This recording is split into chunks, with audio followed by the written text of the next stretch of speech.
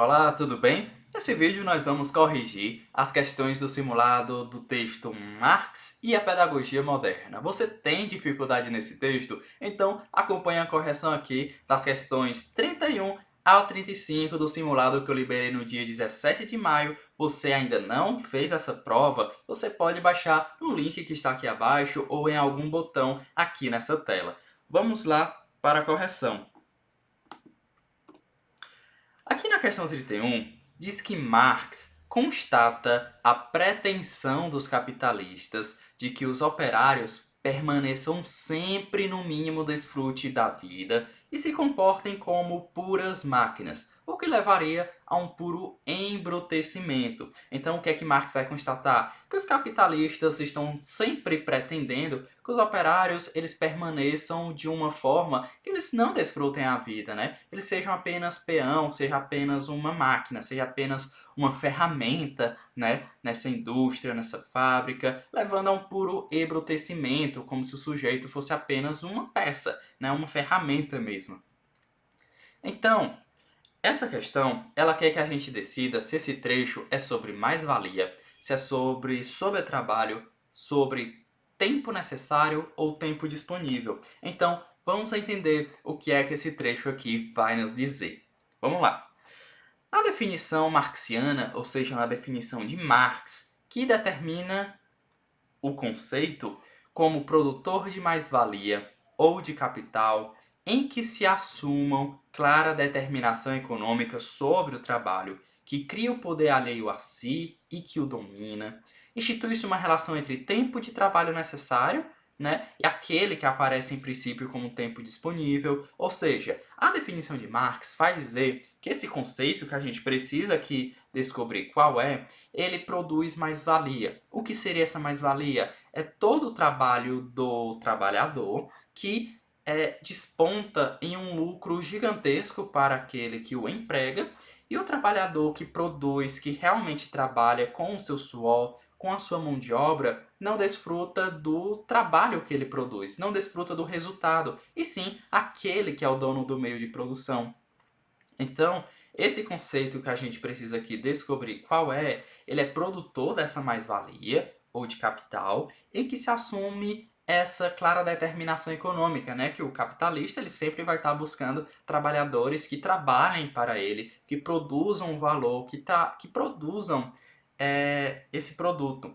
Então, cria o poder alheio a si, o trabalhador ele produz um produto que é alheio a ele, que vai satisfazer as necessidades de outra pessoa e institui-se uma relação entre tempo de trabalho necessário, né? O tempo de trabalho necessário é o tempo necessário que o trabalhador precisaria trabalhar para conseguir o valor do seu salário, da sua sobrevivência, mas não. Além do trabalho necessário, o trabalhador continua trabalhando. Por quê? Porque ele precisa produzir valor para o dono do meio de produção. Então, aquele que aparece em princípio, né, como tempo disponível, que seria o tempo que o trabalhador poderia desfrutar, ele também é pegado por esse empregador que usa isso, né, como esse conceito que a gente está buscando entender. Então, nega-se o tempo livre para o próprio trabalhador. O próprio trabalhador ele tem negado esse direito do tempo livre porque ele precisa estar trabalhando para enriquecer cada vez mais aquele que é o capitalista. Então, gente, todo esse conceito que a gente está falando, alguns já dá para anular. Por quê?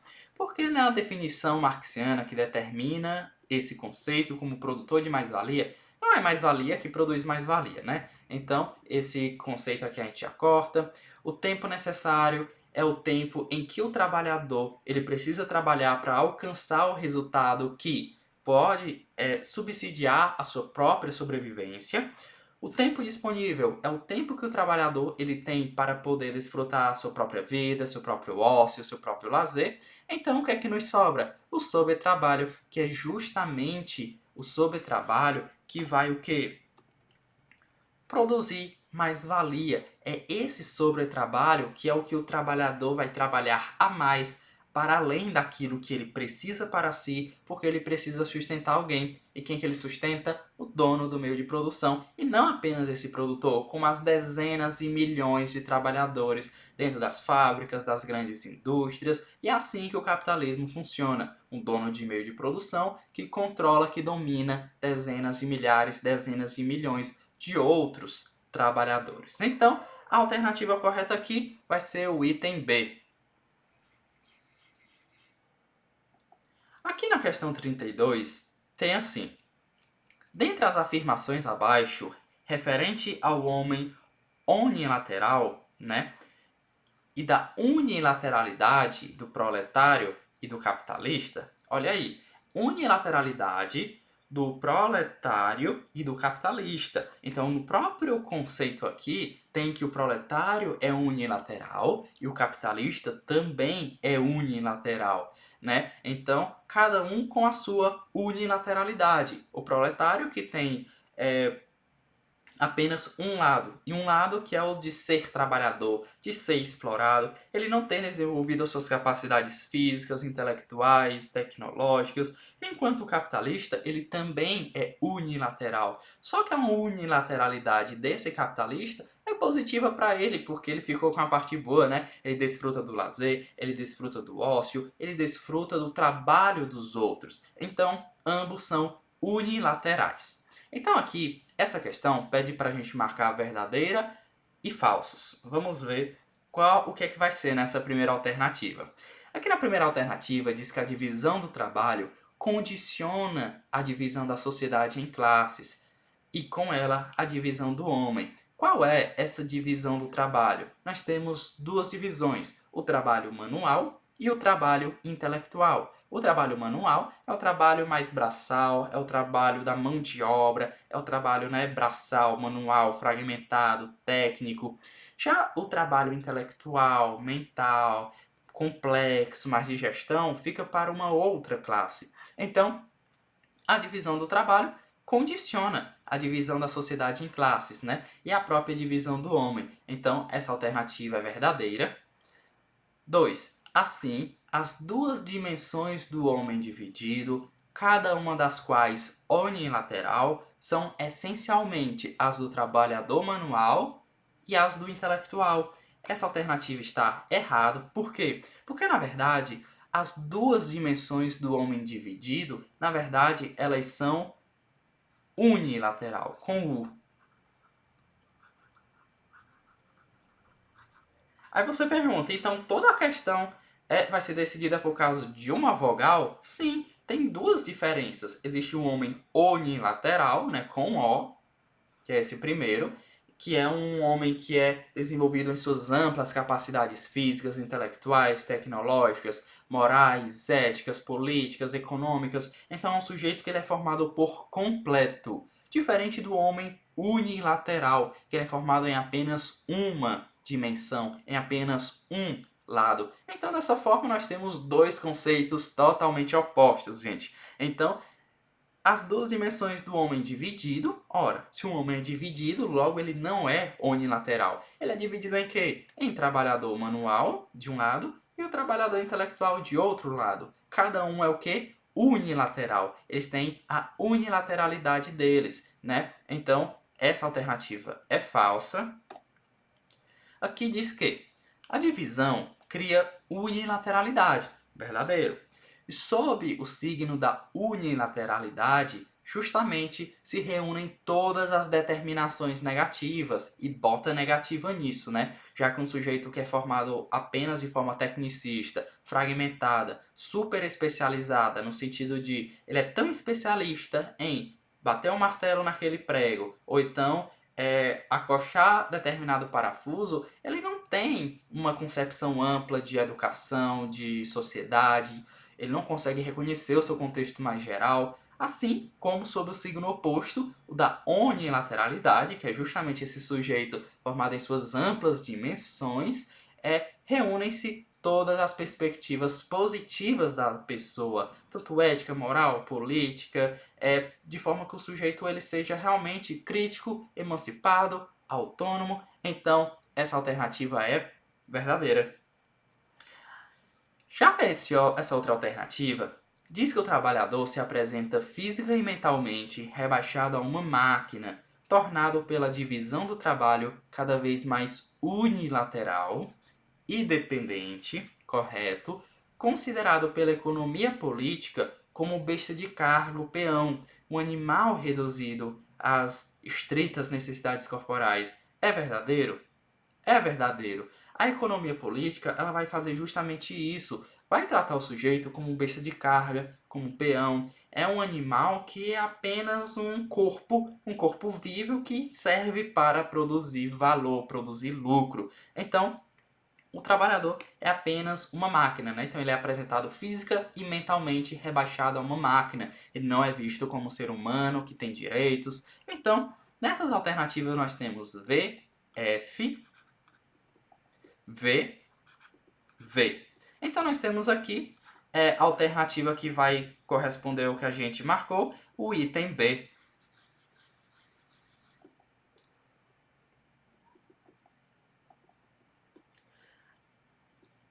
Aqui na questão 33, apagar aqui.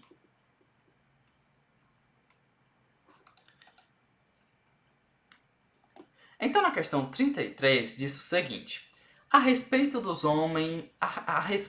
aspectos do homem unilateral, Manacorda traz os apontamentos de Karl Marx. Manacorda, que é o autor do livro Marx e a Pedagogia Moderna, é um teórico marxista. Ele fez um grande estudo sobre Karl Marx, sobre as suas obras e trouxe, né, essas contribuições de vários autores lá no livro. E ele vai trazer os aspectos do homem unilateral, que é o homem que é fragmentado, o homem que é formado em apenas uma de suas dimensões. Então ele vai dizer que, junto com essa caracterização obsessivamente negativa da imagem, quer do trabalhador alienado, quer do capitalista, produtos contraditórios da mesma sociedade. Quem são os produtos contraditórios da mesma sociedade? O trabalhador alienado e o capitalista, né? São produtos contraditórios. Os dois estão em polos diferentes, mas na mesma realidade, na mesma sociedade. E essa sociedade que é contraditória. E está a caracterização apenas parcialmente positiva de alguns aspectos de um ou de outro perfil, porque normalmente não são explicitadas as características negativas do trabalhador e do capitalista. Então, ele vai dizer que talvez se possa dizer, parafraseando o discurso de Marx, ou seja, trazendo o discurso de Marx para cá, sobre o que é o trabalho, o trabalhador é. Aí nós temos aqui duas afirmativas. Afirmativa 1. Segundo a realidade, o homem é unilateral. E segundo a possibilidade, é unilateral. Afirmativa 2. Segundo a realidade, o homem é unilateral. E segundo a possibilidade, é unilateral. Qual dessas afirmativas está correta? Qual está errada? Todas estão corretas? Todas estão erradas? Isso é o que nós vamos ver agora nessa questão. Mas antes, eu vou te chamar para participar do grupo VIP no Telegram. Se você ainda não faz parte, entra lá, www.boraprender.com.br/telegram. Se você não faz parte, você está perdendo as enquetes, as dicas, as sacadas que eu tenho. De vez em quando eu coloco lá alguma enquete para saber como é que vocês estão. Então, se você quer participar, não deixa de participar e se inscreve aqui no canal do YouTube se você está vendo pelo YouTube. Se você está vendo numa outra página, clique em um botão aqui do lado e participe das redes sociais, no Facebook, no Instagram, ok? Então, gente, trazendo a questão do homem, né? Tanto o homem trabalhador como o homem capitalista, segundo a realidade, o homem ele é unilateral. Por quê? Porque na realidade o homem ele é formado apenas em algumas dimensões. Normalmente é as dimensões que interessam ao capitalismo, à classe dominante, ao capital, mas segundo a possibilidade, o homem ele é unilateral. Por quê? Porque segundo a possibilidade, o homem pode ser formado em suas amplas capacidades. O homem pode ser formado por completo. Assim, depende da intenção daqueles que educam e daqueles que dominam aqueles que educam, ou seja, o sistema político, o sistema econômico. Então, segundo a realidade, o homem é unilateral, mas ele pode ser unilateral. Ele é fragmentado, ele é quebrado, mas ele pode ser formado por completo, certo? Essa alternativa 1, alternativa 1 está correta. Afirmativa 1 está correta. E aí a gente já pode até começar a desmarcar aqui. Nenhuma alternativa está correta, está errado. Apenas a alternativa B está correta, está errado, porque a gente sabe que a 1 está correta. Agora a diferença é, a afirmativa 2, ela está certa ou errada? Segundo a realidade, o homem é unilateral. Tá falso, né? Segundo a realidade, o homem unilateral, ele é formado apenas para servir ao mercado.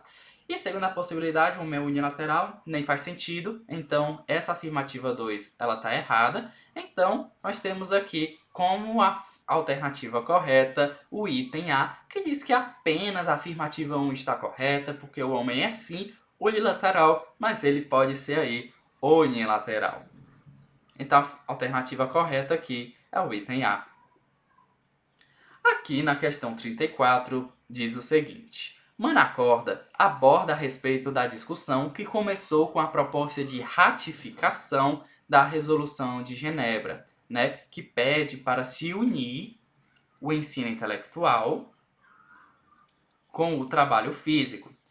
Então a Resolução de Genebra, ela ratifica, ela concorda, né, ela pede para se unir o ensino intelectual com o trabalho físico, os exercícios ginásticos, a formação tecnológica. Então nós temos aqui esse trabalho físico unido com o ensino intelectual, com o ensino ginástico, com o exercício ginástico, com a formação tecnológica. É por isso que se fala, né, que a politecnia, ensino intelectual, físico, tecnológico. Só que agora nós vamos ver as afirmativas para ver qual está certa e qual está errada. Nós temos aqui 3 afirmativas e vamos analisar uma por uma para ver qual está certa e qual está errada. Vamos lá? Aqui na afirmativa 1, diz que a formação tecnológica que é desejada pelos autores proletários, ou seja, os autores que são da classe trabalhadora, deve compensar as deficiências que surgem da divisão do trabalho. Então a gente vê que tem divisão do trabalho, tem deficiências que surgem dessa divisão.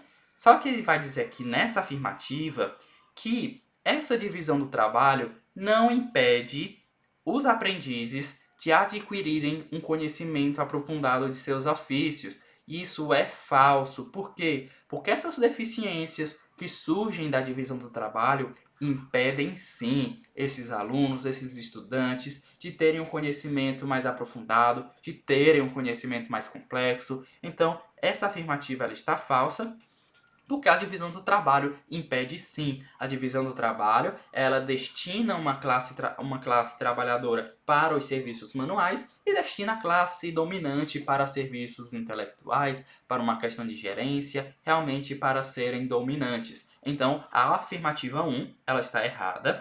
Já a afirmativa 2 diz que a formação tecnológica sempre se partiu daquilo que a burguesia entende por ensino técnico, certo?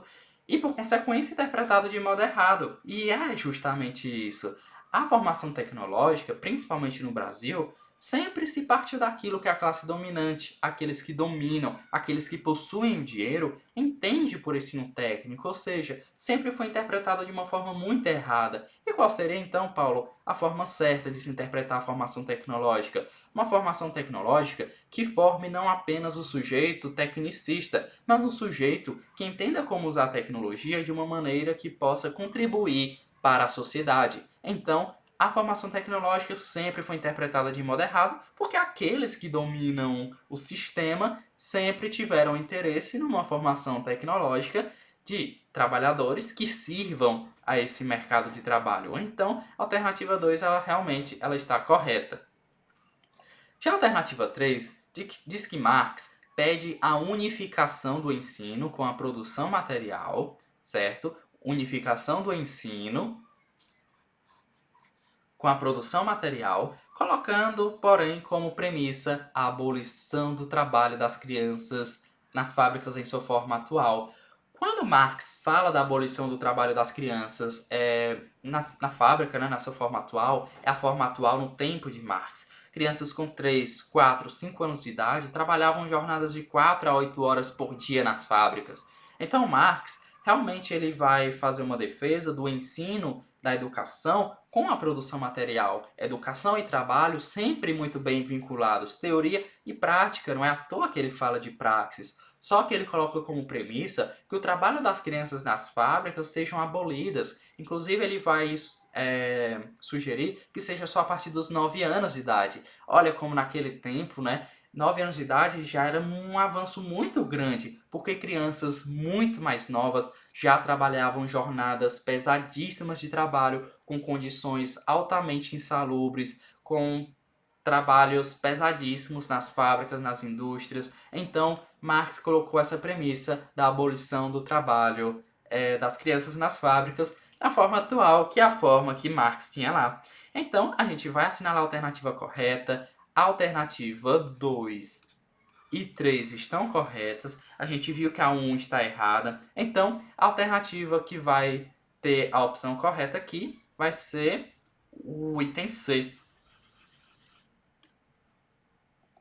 E aqui, para a gente finalizar, a questão 35 diz que Marx, na Internacional, permitiu-nos verificar sua proposta central relativa à união de ensino e trabalho, como a gente falou na questão anterior, e determinar outras relativo à relação escola-sociedade e à objetividade do ensino publicamente organizado, certo? Então resta ver melhor como formulava os conceitos, os conteúdos específicos desse ensino objetivo e, em geral, qual era a sua orientação quanto às correntes pedagógicas, né, que podemos esquematicamente indicar como. Aí nós temos as opções separatistas e avançadas, conservadoras e inovadoras, retrógradas e conservadoras ou neoliberais e progressistas. A gente precisa responder de acordo com o que tem lá no livro do Manacorda, Marx e a Pedagogia Moderna, quando ele fala sobre a questão das correntes pedagógicas que foram mencionadas nessa relação, de que Marx, né, fez essas sugestões. Então, qual era a orientação quanto às correntes pedagógicas que podemos indicar como? Qual aqui tinha a discriminação social, a divisão entre ciência e trabalho, a divisão entre conteúdos literários, da autoridade do docente? Qual é essa corrente? Será que era a separatista, a conservadora, a retrógrada ou a neoliberal? Nesse caso, gente, vai ser a conservadora. É a tendência conservadora que tinha essa discriminação social, a divisão entre ciência e trabalho, dos conteúdos literários. Era realmente conservador. É retrógrado, mas o termo utilizado é conservador. E qual a tendência pedagógica que tinha nessa questão da vocação natural dos indivíduos, dos conteúdos predominantemente científicos ou modernos, né, do ensino centrado na criança, entendendo a criança como sujeito de direitos? No caso aqui, vai ser uma tendência pedagógica inovadora. Se você é pedagogo, já estudou tendências pedagógicas, nunca ouviu falar desse tipo de tendência conservadora e desse tipo de tendência inovadora, é porque realmente são termos utilizados em Marx e a pedagogia moderna para falar sobre as correntes pedagógicas que eles esquematizam, né, sobre a questão aí da união de ensino e trabalho lá no tempo em que Marx vivia.